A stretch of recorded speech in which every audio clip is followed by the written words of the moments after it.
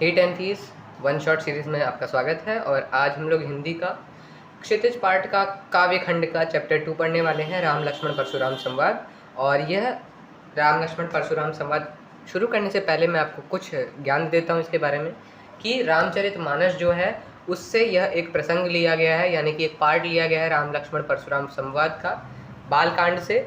और यह राम लक्ष्मण परशुराम संवाद तुलसीदास ने लिखा गया है, जो कि बहुत ही प्रख्यात कवि हैं, बहुत ही प्रमुख कवि हैं हिंदी भाषा के। और दूसरी बात कि यह जो रामचरितमानस से लिया गया यह अवधी भाषा में लिखा गया है।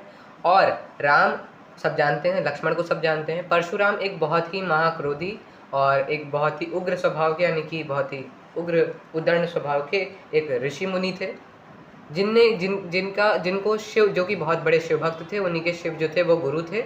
और जब शिव जी का धनुष यहाँ पे टूटता है, जब राम जी से टूट जाता है, तब यहाँ पे किस हिसाब से परशुराम आते हैं, वह गुस्साते हैं बहुत ज़्यादा, अत्यंत क्रोध में, और वह ढूंढते हैं कि किसने उनका धनुष तोड़ा है। लक्ष्मण जी उनसे बहुत व्यंग्य करते हैं, वो भी क्रोधित हो जाते हैं जब वो थोड़ा उल्टा सीधा बोलने लगते हैं। तो इसलिए ये पूरा जो प्रसंग है इसी में आधारित है। तो अभी हम लोग ये पूरे प्रसंग की, इस काव्य की एक्सप्लेनेशन शुरू करते हैं। तो पहला स्टैंजा है, नाथ संबधनु भंज निहारा होई केहू एक दास तुम्हारा। यानी कि नाथ किसको बोल रहे हैं यहाँ पे राम जी बोल रहे हैं परशुराम को कि शंभु धनु यानी कि शिव जी का धनुष भंज निहारा, जिसने भी तोड़ा है, होई है केहू एक दास तुम्हारा, वह तुम्हारा कोई दास ही होगा। आयसु कहा कही किन मोही, यानी कि यह मुझे आज्ञा दीजिए, कही किन मोही सुनि रिसाई बोले मुनि कोई। ठीक है, या और ये सब सुन के कि वह बहुत ज़्यादा, परशुराम जी जो होते हैं वो बहुत ज़्यादा क्रोधित हो जाते हैं। सेवक सो जो करे सेवकाई, अरि करनी करी करी लड़ाई। यानी कि जो हमारे परशुराम जी हैं वह बोलते हैं कि सेवक वह होता है जो सेवकाई करता है, जो सेवा करता है, वह नहीं होता जो हम इस तरह से अरि करनी करता है, यानी कि इस तरह से बुरे कार्य करता है। यह ऐसे बुरे कार्य करने वाला तो लड़ाई मोल लेने के ही लायक होता है। सुनो राम जही शिव धनु तोड़ा, सुनो राम जिसने भी यह शिव धनुष तोड़ा है, सहज बाहु सम सोरिपु मोरा, जिस हिसाब से सहस्त्रबाहु मेरा अत्यंत ही क्या बोल सकते हैं शत्रु है, बहुत बड़ा शत्रु है, उस हिसाब से ही वह जिसने शिव धनुष तोड़ा है वह भी मेरा उतना ही बड़ा शत्रु है। जो सो बिलगाओ बिहाई समझा, बिलगाओ यानी कि अलग हो जाए, सो बिलगाओ यानी कि जो भी इस समाज में जिसने भी संबधन तोड़ा है वह इस समाज से अलग हो जाए। न तुम्हारे जय हैं सब राजा, नहीं तो जितने भी यहाँ पे राजा मौजूद हैं इस स्वयंवर में, तो सारे के सारे राजा मारे जाएंगे। सुनी मुनि बचन लखन मुसुकाने, बोले परसु धराई अवमाने। अब क्या होता है कि लक्ष्मण जी की एंट्री होती है, और यह जो जितना भी हम परशुराम जी बोलते हैं यह सुन के लक्ष्मण जी मुस्कुराने लगते हैं, और वह बोलते हैं बोले परसु धराई अवमाने। अब वह बोलते हैं कि जब वो परशुधरई यानी कि उनके परस का परशुधरई यानी कि परशुराम जी का अपमान करते हुए बोलते हैं, बहु धनुही तोरी लरिकाई कबहु न असी किस कीन गुस्सा। या वो बोलते हैं कि हमने तो बहुत से धनुष तोड़े, लड़िकाई यानी कि हमारी किशोरावस्था में, हमारी जब हम बालक थे, हम छोटे छोटे थे, तब तो हमने कितने ही धनुष तोड़े, तब तो आपने ऐसा कभी गुस्सा नहीं किया। यही धनु पर ममता के ही हेतु सुनी रिसाई कह भृगुकुल केतु। अब आप बोलते हैं कि इस धनुष पर ही आपकी इतनी ममता क्यों है। और यह सब सुन के क्रोधित होकर हमारे भृगुकुल केतु, कौन है, भृगुकुल के केतु यानी कि भृगुकुल के पताका कौन, परशुराम जी। रे नृप बालक काल बस, बोलत तो ही न संभार, धनु ही सम त्रिपुरारी धनु विदित सकल संसार। रे नृप बालक यानी कि रे नृप यानी कि राजा, और उनके बालक, राजा के बालक लक्ष्मण, तू काल के वश होकर बोल रहा है और अपनी वाणी पर तू अपना संभाल नहीं रख रहा है। धनु ही सम, और वो तू, और जो नॉर्मल धनुष होते हैं, जो और समान धनुष होते हैं, उनको तू त्रिपुरारी यानी कि शिव के धनुष से कंपेयर कर रहा है। विदित सकल संसार, और त्रिपुरारी के धनुष के बारे में पूरा संसार जानता है। अब लखन जी क्या बोलते हैं लक्ष्मण जी की, लखन कहा हसी हमरे जाना, सुनो देव सब धनुष समान। वह हंसकर बोलते हैं कि हमारे लिए तो सारे के सारे धनुष समान ही हैं। का क्षति लाभ शून्य धनु तोरे, यानी कि जून होता है पुराना, और धनु यानी कि धनुष, तो क्या क्षति क्या लाभ, यानी कि क्या हानि क्या लाभ है इस पुराने धनुष को तोड़ने में, देखा नाम रैन के बोरे। अब इतना सब जब बोल रहे हैं लक्ष्मण जी, तो राम जी जो है वो थोड़े नयन के बोरे यानी कि अपने भोरे ऐसे हिलाकर थोड़े से गुस्से में उनकी तरफ देख रहे हैं। छुअत टूट रघुपति न दोषु, मुनि बिनु काज करिए कतरोसु। अब वह बोलते हैं कि राम जी का तो उसमें कोई दोष ही नहीं है, उनका तो कुछ गुनाह ही नहीं है, उनने तो जैसे ही छुआ यह धनुष टूट गया। और इस मुनि बिनु काज करी कतरोसु, और उन्हें कुछ काज यानी कि कार्य किया ही नहीं, तो इस पर गुस्सा करने वाली कौन सी बात है। बोले चितय परसु की ओरा, रे सट सुनई स्वभाव न मोरा। अब वह बोलते हैं कि परसे की तरफ देखकर बोलते हैं कि रे सठ यानी कि रे मूर्ख, तूने कभी मेरा स्वभाव नहीं सुना। बालक को बोली बधो नहीं तो ही, केवल मुनिजड़ जाने ही मोही। मैं तुझे बालक समझकर तेरा वध नहीं कर रहा हूँ, तू क्या मुझे एक निरा मुनि यानी कि एक केवल मुनि समझ रहा है। बाल ब्रह्मचारी अति कोही, मैं एक बाल ब्रह्मचारी हूँ, अति क्रोधी हूँ और क्षत्रिय कुल का द्रोही हूँ, यह पूरा विश्व जानता है, विश्व विदित क्षत्रिय कुल द्रोही। अब वह क्या बोलते हैं, भुजबल भूमि भूप विनुखिनी, यानी कि मैंने अपने भुजाओं के बल से, अपने हाथों के बल से क्या कर दिया था कि पूरी भुजा यानी सॉरी पूरे के पूरे भूप को यानी कि धरती को मैंने भूमि को यानी कि धरती को मैंने भूप यानी कि राजाओं से रहित कर दिया था। विपुल बार महिदेव निधिनी, और बहुत बार इसको दान कर दिया था, किसको, महिदेव यानी कि ब्राह्मणों को दान कर दिया था। सहस्र बाहु भुज विच्छेद निहारा, मैंने सहस्र बाहु की भुजाओं को छेद निहारा था, मार डाला था। परसु बिलोक महीप को मारा, और वो बोलते हैं कि मेरा परशु को देख हे महीप कुमार। मातु पिता ही जनी सोच बसे, करसी महिष किशोर, गर्भन के अर्भक दलना परसु मोर अति घोर। अब वह क्या बोलते हैं कि अपने माता पिता के बारे में सोच, और सोच बस जो भी बोल रहा है वह बोल।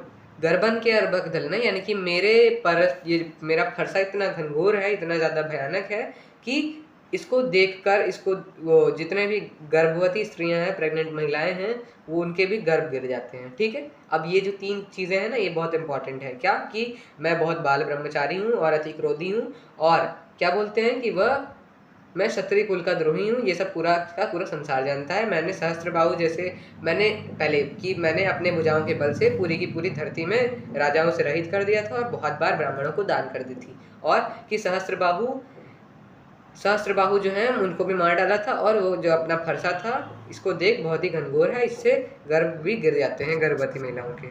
थर्ड स्टैंजा पे बढ़ते हैं हम लोग। थर्ड स्टैंजा है हमारा कि बिहसी लखन बोल मृदुबानी, अहो मुनीस महाभटमानी। अब वो क्या बोलते हैं, बिहसी यानी कि हंसकर वह बोलते हैं, लक्ष्मण जी मृदुबानी यानी कि बहुत ही मीठी वाणी में बोलते हैं, बहुत ही प्यार से बोलते हैं, अहो मुनीस महाभटमानी। अब वो बोलते हैं कि हे मुनि, तुम तो अपने आप को बहुत ही बड़ा योद्धा मानते हो, बहुत महाबड़ मानते हो। पुनि पुनि मोहि दिखाओ कुठारू, चढ़ चाहत उड़ावन फूंक पहाड़ू। और मुझे बार बार अपना यह पहाड़ यानी कि बार बार मुझे अपना कुठार दिखा रहे हो, फरसा दिखा के सोच रहे हो कि एक मैं फूंक मार के पहाड़ उड़ा दूंगा। यहाँ कुमड़बतिया कौन आई। कुमड़बतिया एक बहुत ही फूल टाइप होता है, जिस बहुत ही मतलब छुई मुई टाइप का होता है, बहुत ही नाजुक सा होता है, तो इसलिए आपको बोला है कि यहाँ पे कोई भी इतना नाजुक नहीं है जो कि तुम्हारी तर्जनी यानी कि तुम्हारी इंडेक्स फिंगर जो हमारी होती है उसको जैसे तुम तर्जनी अपनी दिखाओगे तो सब यहाँ पे मर जाएंगे, ऐसा कोई नहीं है। दे कि कुठार सरासन बाना, मैं कछु कहा साहित अभिमाना। या वो बोलते हैं कि तुम्हारे कठार को देखकर, तुम्हारे सरासन बाना है, तुम्हारे बाण को देखकर मैंने कुछ भी जितना भी अभी तक कहा है सब अभिमान के साथ कहा है। भृगुसुत समुझी जनेऊ बिलो की, जो कुछ कहे और सौर से रोके। वह क्या बोलते हैं कि तुम भृगुसुत हो, तुम भृगु के पुत्र हो, और यह समझकर और तुम्हारे मैंने जनेऊ देखा, तुम्हारे जनेऊ देखकर कि तुम ब्राह्मण हो, ये सब देखकर मैंने तुम्हें अभी तक कुछ भी नहीं कहा है, और इसलिए मैंने अपना गुस्सा भी रोक रखा है। अब यह बहुत इंपॉर्टेंट लाइन है कि सुर महिषुर हरिजन अरुगाई, यानी कि देवता, महिषुर यानी कि हमारे सुर यानी कि देवता, महिषुर यानी कि ब्राह्मण, हरिजन यानी कि दलित हो गए हमारे हरिजन्स, नहीं दलित नहीं होंगे यहाँ पे। हरिजन्स का मतलब है कि हरि के जो गायक होते हैं, हरि के जो यानी कि हमारे जो प्रभु के फॉलोवर्स होते हैं उनको, यानी कि प्रभु के भक्त होते हैं वह, और गायों पर, यानी कि किन किन पर, देवताओं पर और ब्राह्मणों पर और हमारे हरिजन पर और गायों पर हमारे कुल में सुराई यानी कि शस्त्र अस्त्र नहीं चलाए जाते। बधे पाप उपकीरति हारे, और अगर इन पे हमने वध कर दिया या फिर इन पे अस्त्र शस्त्र चलाए तो इससे हमारी अपकीरति होती है। और मारता हो पा परी तुम्हारे, और अगर तुम मुझे मारोगे ना तब भी मैं तुम्हारे पाँव ही पड़ूंगा, क्योंकि अगर मैं तुम्हारा वध करूंगा या तुम पे अस्त्र शस्त्र चलाऊंगा तो ये मेरा ही पाप होगा, मेरी अपकीर्ति होगी। कोटि कुलिस सम बचन तुम्हारा, व्यर्थ धराऊ जनु बान कुठारा। अब वो क्या कर रहे हैं, अस्त्र शस्त्र तो नहीं चला सकते लेकिन अपने मुंह से ही ऐसे शब्द बोल रहे हैं जो अस्त्र शस्त्र के समान है। अब वह क्या बोलते हैं कि कोटि कुलिस यानी कि तुम्हारे जितने भी तुम बोल रहे हो वह जो तुम्हारे वचन हैं वह कोटि कुलिस यानी कि बहुत ही कठोर हैं। व्यर्थ धनुबान तुम्हारा, तुमने फालतू ही यह बाण कुठार ये सब धर रखा है, तुम्हारे वचन ही इतने कठोर हैं। जो बिलो की अनुचित कहेऊ क्षमऊ महामुनि धीर, सुनिर सरोस रघुवंश मुनि बोले गिरा गंभीरा। वह क्या बोलते हैं कि जो भी मैंने अगर बोला हो, जो तुम्हें अनुचित लगा हो, तो उसके लिए मुझे माफ़ करना, क्षमा मांगता हूँ। और ये सब सुन के जो हमारे रघुवंश मुनि हैं, यानी कि जो हमारे परशुराम जी हैं, वह क्रोध में फिर से बोलते हैं बहुत गंभीर वाणी में। कौशिक सुनो मन दिया बालक। इस बार वो लक्ष्मण जी से नहीं बोल रहे हैं, इस बार वो कौशिक जो कि हमारे विश्वामित्र हैं। विश्वामित्र कौन है? जिनको राम और लक्ष्मण के साथ जो आए हैं। विश्वामित्र गुरु थे राम और लक्ष्मण के, जो कि उनको अपने साथ यहाँ स्वयंवर में लाए थे। वह बोलते हैं कि यह बालक मूर्ख है, यह तो मंद है, कुटिल काल बस निज कुल गालक। अपने ही जो काल का यह घातक बन रहा है, अपने ही काल को खत्म करने वाला बन रहा है। भानुवंश राकेश कलंकु निपट निरंकुश अबुध असंकु। अब वो क्या बोलते हैं कि यह भानुवंश यानी कि सूर्यवंश का है, और राकेश कलंकु यानी कि राकेश यानी कि हमारा जो चंद्रमा होता है, जिस हिसाब से राकेश में धब्बे लगे हुए हैं, वैसे ही ये कलंक के समान है अपने सूर्यवंश में। निपट निरंकुश अबुध असंकु, यानी कि यह निपट है, निरंकुश है, इसमें कोई अंकुश नहीं है, और अबुधु है यानी कि बहुत ही बुद्धिहीन है, और असंकु है बिल्कुल। काल कवलु हो ही क्षणमाही, यानी कि यह काल का ग्रास ही क्षण में हो जाएगा, पल भर में हो जाएगा। काल का ग्रास यानी कि मरने की वो नर्क मरने की प्राप्ति, यानी कि इसका वध कुछ क्षण में ही हो जाएगा। कहो पुकारी खोरी मोहिनाए। और फिर मुझे बिल्कुल भी खरी खोटी नहीं सुनाना, फिर मुझे कुछ भी मत बोलना तुम लोग। तुम हट कहो जो चाहो उबारा, कहीं प्राप बोलो रोज तुम्हारा। अब वो बोलते हैं तुम्हारे हट से ही मैं ये अपना जो क्रोध है वह रोक सकता हूँ, ये इसीलिए मैं रुका हूँ, और तुम इसको अब मेरा प्रताप मेरा यश तुम्हें सुनाओ, और जिसकी वजह से क्या होगा। लखन के हो मुनि सुजस तुम्हारा, तुम्हें अछत को बरने पार। अब जो कौशिक से परशुराम ने बोला कि भैया तुम्हारे हट की वजह से, तुम्हारे ही वजह से मैं अभी तक रुका हूँ, तुम इसको अब मेरा प्रताप यश सब सुनाओ, ठीक है। तो लखन जी बोलते हैं बीच में कि मुनि कहे लखन कहो मुनि सुयश तुम्हारा, यानी कि जो तुम्हारा सुयश है वह तुमसे अच्छा कौन भरने पा रहा है, यानी कि तुमसे अच्छा कौन सुना सकता है, तुम ही कम थोड़ी हो। जैसे कि हमने पहले बताया ना, बाल ब्रह्मचारी यति को ये सब बताया, तो इस हिसाब से वो बोलते हैं कि तुमसे अच्छा कौन ही बता सकता है तुम्हारा खुद का यश। नहीं संतोष तपुनी कछु कहे जनि ऋषि रोकी दुसह दुख सहु। अब वो क्या बोलते हैं कि अभी भी अगर तुम्हें कुछ संतोष नहीं है ना, अभी भी तुम्हें अगर तुम्हारी प्रताप बल और यश गाना है, तो थोड़ा और कुछ कह दो। जनि ऋषि रोकी, अपना क्रोध मत रोको, या क्योंकि अगर तुम अपना क्रोध रोकोगे ना, अपने आप को रोकोगे, तो तुम्हें और ज़्यादा दुख होगा। वीर व्रती तुम धीर अछोबा, अगारी देना पावन छोबा। तुम इतने वीर व्रती हो, तुम इतने वीर और व्रती योद्धा हो, तुम इतने बड़े मुनि हो, तुम धीर अछोबा हो, यानी कि तुम्हारे अंदर धीर है। उनके अंदर बिल्कुल भी धीर नहीं था, पेशेंस नहीं था, लेकिन तब भी लक्ष्मण जी ने धीर बोल रखा।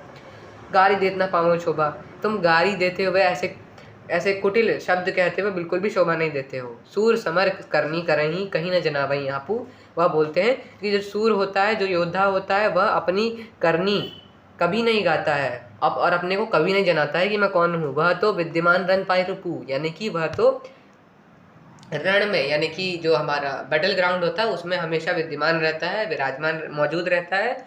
और क्षत्रिय के सामने कायर कथई प्रतापू। जो क्षत्रिय माफ कीजिएगा, रिपु यानी कि होता है शत्रु, हमारा विलेन। तो जो हमारा शत्रु होता है, अपोनेंट होता है, उसके सामने अपना जो कायर होते हैं ना, जो कायर होते हैं, कावर्डाइज होते हैं, वही अपना जो होते हैं प्रताप कहते हैं, बल कहते हैं।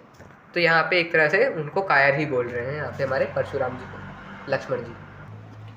नेक्स्ट पेज पे आ जाते हैं 5th स्टैंजा पर। तुम तो कालू हाँक जनु लावा, बार बार मोहि लागी बुलावा। यानी कि अब वो क्या बोलते हैं, तुम तो मानो काल को मेरे लिए हाँक लाए हो, मेरे लिए ही काल को बुला लाए हो, बार बार मोहि लागी बुलावा, यानी कि मेरी मृत्यु पकड़ के ले आए हो, और बार बार मुझे मेरे लिए इस काल को बुला ला रहे हो। सुनत लखन के वचन कठोरा, परसु सुधारी धरे कर घोरा। अब वह क्या बोलते हैं, लखन के ये कठोर वचन सुन के अपना फरसे को सुधार लेते हैं। और अब जनि देव दोष मोइला लोगु, कटुबादी बालक बत जोगु, बाल बिलो की बहुत मैं बाचा, अब ये मरनी हार भाषाचा। अब क्या होता है कि अब वह बोलते हैं कि अब मुझे कोई मत रोकना, और ना ही कोई मुझे अब दोष देगा कि कटुबादी बालक बत जोगु, यानी कि जो इतने कठोर वचन बोलने वाला जो बालक है, अब ये वध के ही योग्य है, मारने ही योग्य है। और कि वो क्या बोलते हैं कि मैंने इसको बालक समझ के बहुत बार बाँचा, बहुत बार रोका, अपने आप को बचाया इसको, लेकिन अब ये मरने के ही लायक है। और फिर क्या बोलते हैं कि कौशिक कहाँ क्षमी अपराधु। अब कौशिक जो होते हैं विश्वामित्र, वह बोलते हैं कि अब इसके अपराध को क्षमा कर दो, इसकी गलती को भूल जाओ। बाल दोष गुण गुण ही न साधु, यानी कि जो हमारे साधु होते हैं, हमारे साधु संत होते हैं, मुनि होते हैं, वह किसी भी बालक के दोष को, किसी भी बालक की गलती को नहीं गिनते हैं। ठीक है।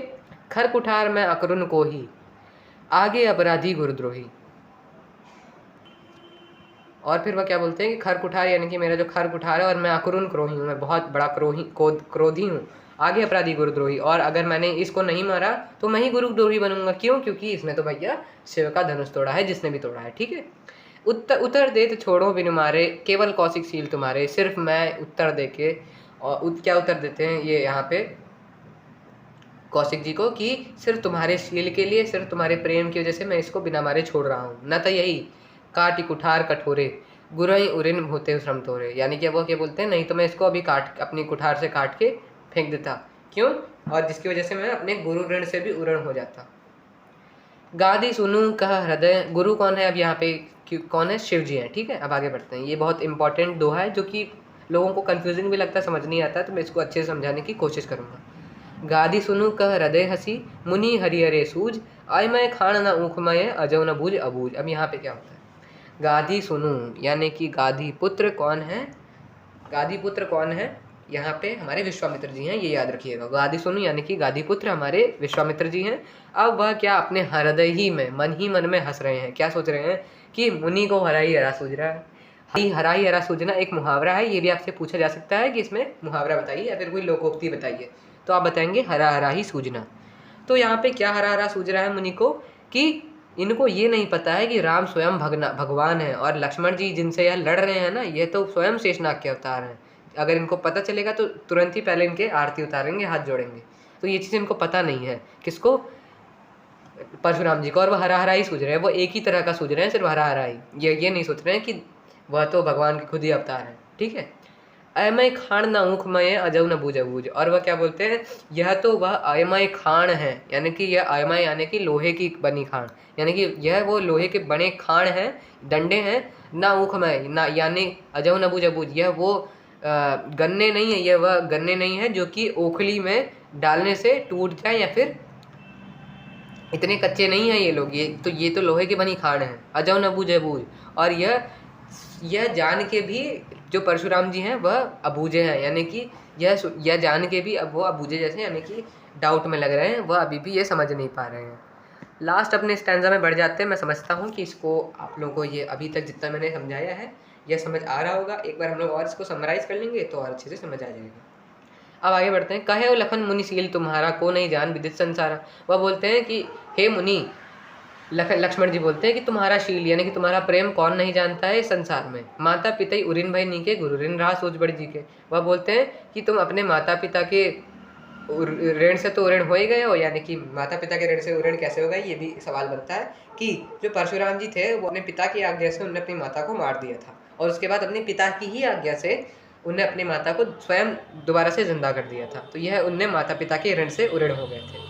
तो वह बोलते हैं कि माता पिता के जो तुम ऋण से यानी कि उधार से उऋण हो गए हो, लेकिन गुरु ऋण यहाँ सोच पड़ जी के, लेकिन अब गुरु के ऋण से तुम अभी तक उऋण नहीं हुए, यानी कि तुमने गुरु का जो तुम पे उधार है, जो जितने भी तुमने उनसे भक्ति ली, शक्ति ली, उसका तुम अभी तक उधार उनको व्यक्त नहीं कर पाए हो।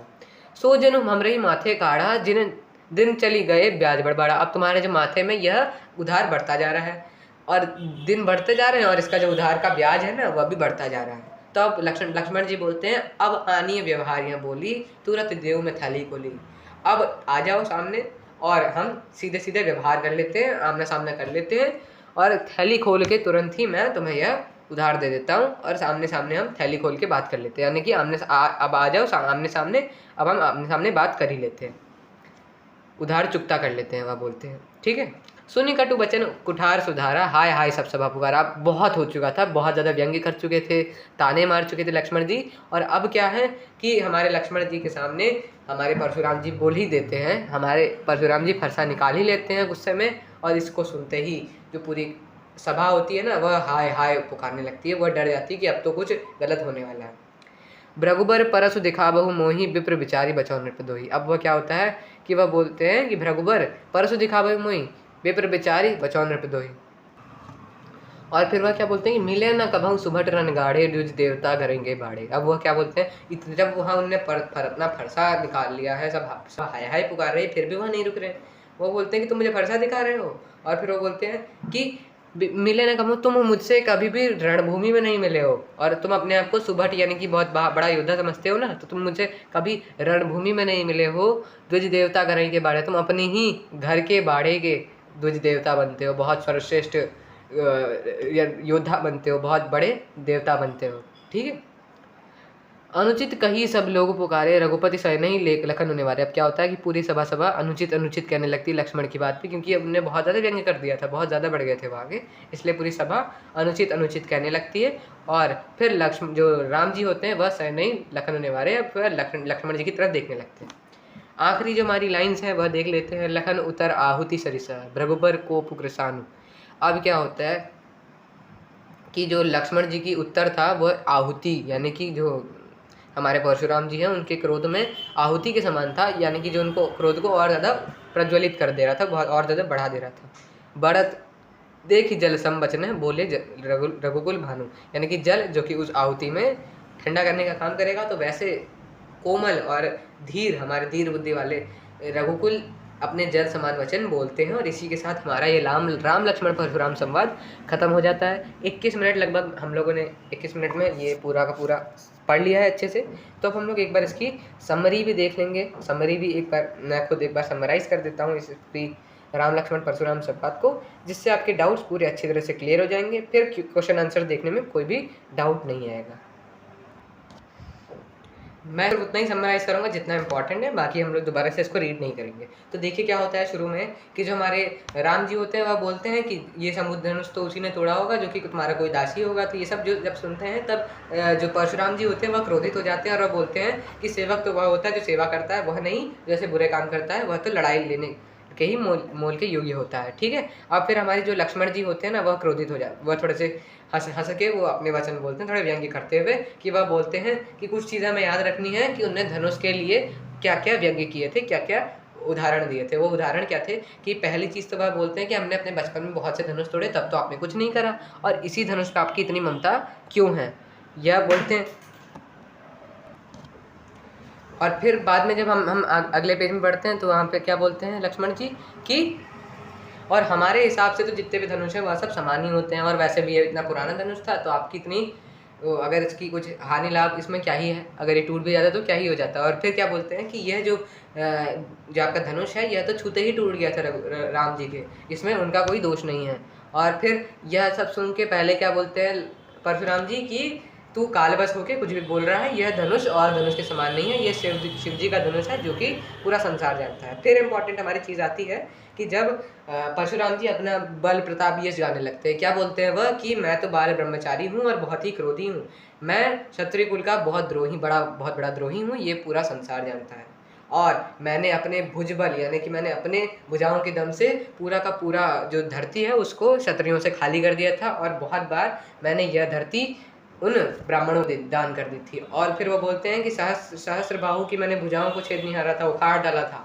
और फिर वो बोलते हैं कि मेरा परशु इतना घनघोर है कि इसके आवाज़ की टंकार से क्या होता है कि जितने भी गर्भवती महिलाएं होती हैं उनके गर्भ भी गिर जाते हैं।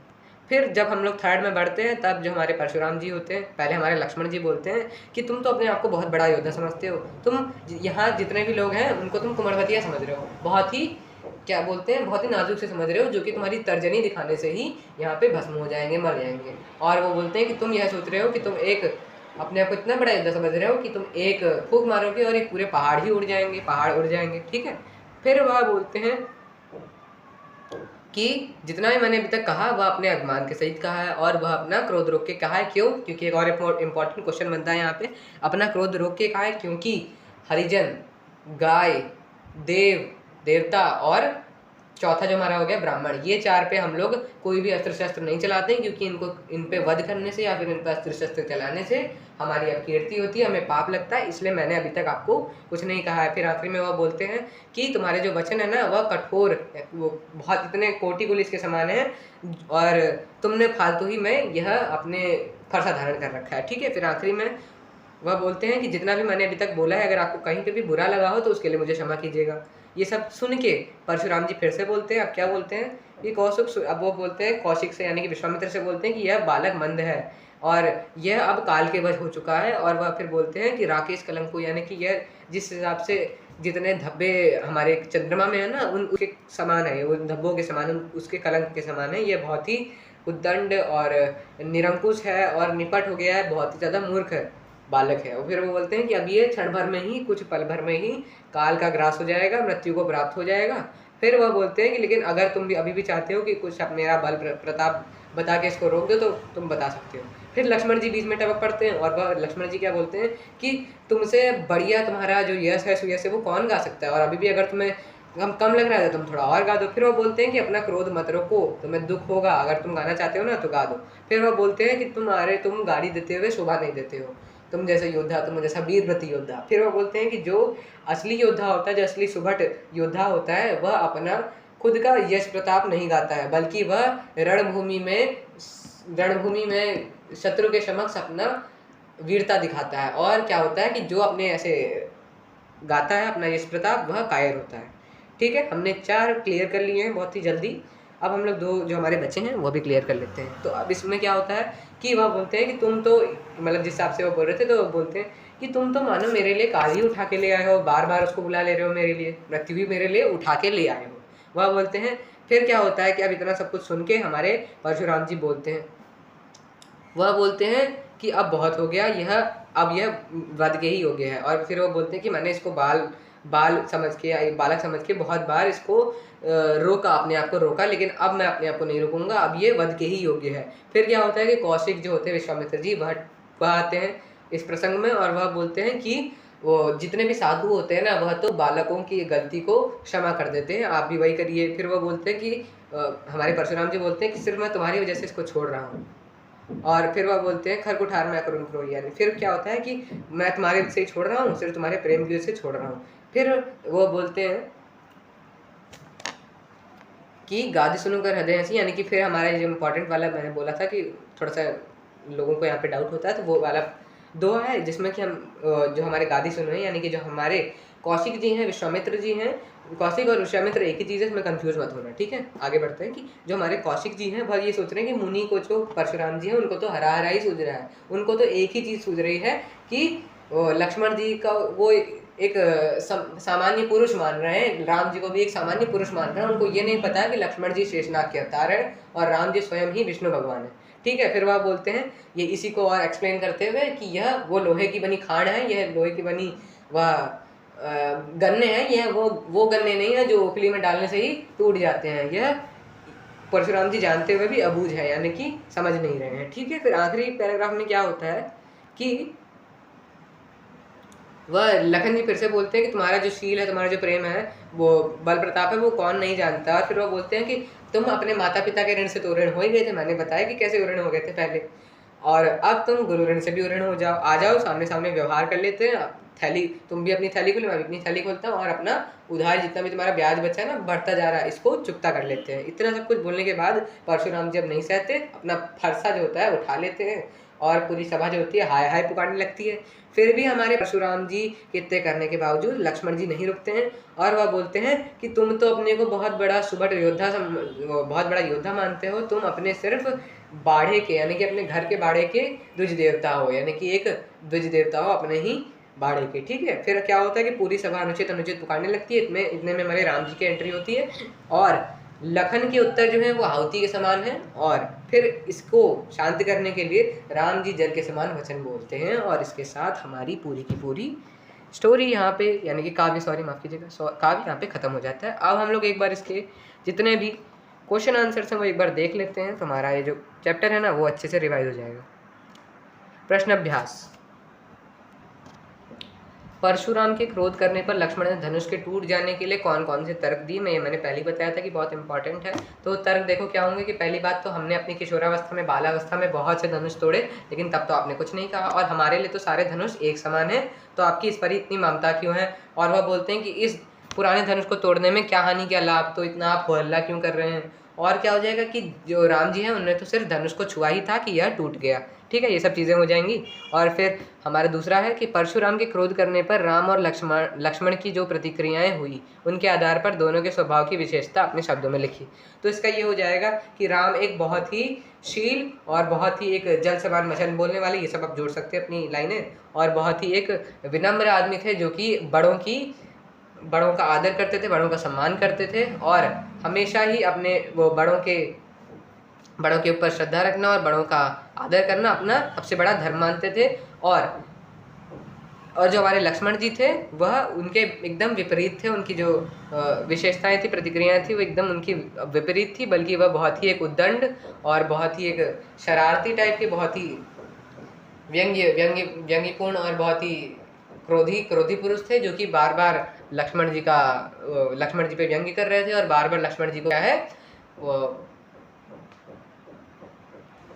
अपमान कर रहे थे परशुराम जी का। ठीक है, ये हम लिख देंगे। फिर तीसरा जो हमारा क्वेश्चन है वो ये है कि लक्ष्मण और परशुराम के संवाद का जो अंश आपको सबसे अच्छा लगा उसे अपने शब्दों में संवाद शैली में लिखिए। तो आपका ये काम है भैया, होमवर्क है, आप इसको कमेंट भी कर सकते हो। ठीक है, हम लोग अगले क्वेश्चन पे बढ़ते हैं। परशुराम ने अपने विषय में सभा में क्या क्या कहा, निम्न पद्यांश के आधार पर लिखिए।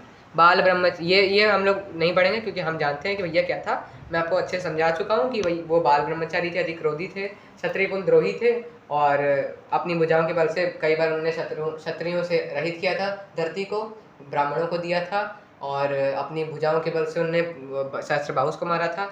उनका फरसा जो था इतना घनघोर था कि उसकी वजह से गर्भवती महिलाओं के गर्भ गिर जाते थे। ठीक है, ये आप लोग अपनी लैंग्वेज में लिख लेंगे, होप करता हूँ। फिफ्थ क्वेश्चन की तरफ बढ़ते हैं। लक्ष्मण ने वीर योद्धा की क्या क्या विशेषताएं बताई हैं। लक्ष्मण ने वीर योद्धा की क्या क्या विशेषताएं बताई हैं, हमारी अभी इससे एक पहले पेज में लास्ट दोहे में लिखा है कि जो सुभट होता है, जो हमारा सबसे वीर योद्धा होता है, वो वही होता है जो कि रणभूमि में जाकर अपनी वीरता दिखलाता है, ना कि शत्रु के सामने अपनी वीरता दिखाता है, ना कि अपना बल प्रताप गाता है। वह तो एक कायर होता है जो बल प्रताप गाता है। साहस और शक्ति के साथ विनम्रता हो तो बेहतर है, इस कथन पर अपने विचार बतलाइए।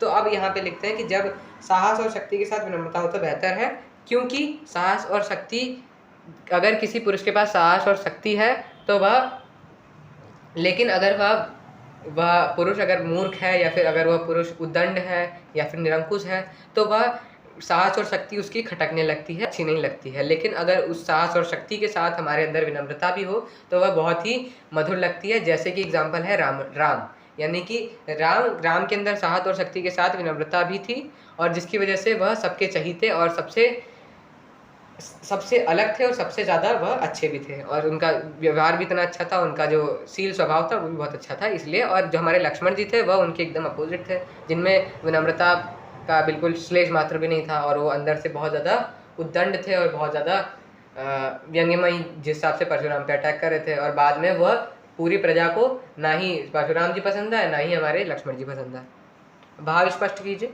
बिया से लगन बोले मृदुबानी, अहो मुनीस भहा मट मानी, पुनि पुनि मोहि दिखाओ कुठारू, चा दौड़ाउन फूक पहाड़ो। यानी कि हंसकर लक्ष्मण जी बोलते हैं मृदुल वाणी, यानी कि हमारी मीठी वाणी बोलते हैं कि तुम अहो मुनीस, हे मुनि, तुम तो अपने आप को बहुत बड़ा योद्धा समझते हो, और हम बार बार मुझे कुठार दिखा के, फरसा दिखा के एकदम लाइन टू लाइन ले रहा हूँ, चाह दौड़ावन फूक पहाड़ो, यानी कि एक अपनी फूक से पहाड़ उड़ाना चाह रहे हो। यहाँ कुमड़बतिया को नहीं, ते तर्जनी, जे तर्जनी देखी मर जाए। यहाँ पे कोई भी कुमड़बतिया नहीं है, यानी कि यहाँ पे भी कोई भी कुमड़बतिया की जैसा फूल नहीं है जो कि तुम्हारे तर्जनी दिखाने से यहाँ पे मर जाएगा। देखी कुठार सरासर बाना, मैं कछु कहा सही तो अभिमाना। मैंने जितना भी कुछ कहा है वह अभिमान के साथ कहा है, और सरासन माना, तुम्हारे कुठार और बाण को देखे मैंने जो कुछ भी कहा है वो अपने अभिमान के साथ कहा है। गादी सुनो कर हृदय हंसी, मुनि हरे हरे सूझ, यानी कि गादी सुनो, यानी कि जो हमारे विश्वामित्र है वह अपने हृदय मन ही मन में हंसते हैं कि मुनि को सिर्फ हरा हरा ही सूझ रहा है। उनको ये नहीं पता, जैसे मैंने आप लोग को बहुत अच्छे समझाया था तो मैं डीपली नहीं समझाऊंगा अभी।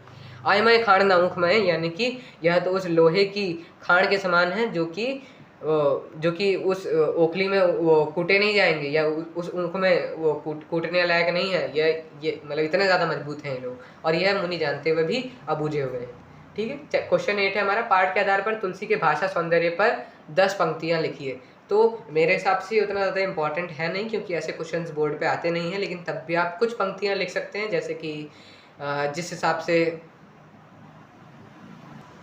कि आप लिख सकते हैं कि जिस हिसाब से उनने कई जगह पे तर्क दिए हैं, उपमाएं दी हैं। पहली बात तो उन्हें तर्क दिए ना राम जी, वो राम जी की जैसे जिस हिसाब से उनसे जल समान वचन बताया और आहुति सरिसा, ये जितने से भी तुमने तर्क दिए हैं और उपमाएं दी हैं, ये सब आप लिख सकते हैं। ये आपका होमवर्क रहेगा। 9th क्वेश्चन है, इस पूरे प्रसंग में व्यंग्य का अनूठा सौंदर्य है, उदाहरण के साथ स्पष्ट कीजिए। अब यहाँ पे व्यंग्य का अनूठा सौंदर्य क्या है कि लक्ष्मण बार बार परशुराम जी पे व्यंग्य कर रहे हैं। उनने कई जगह पे ऐसे ही लक्ष्मण जी ने परशुराम को काउंटर अटैक किया है।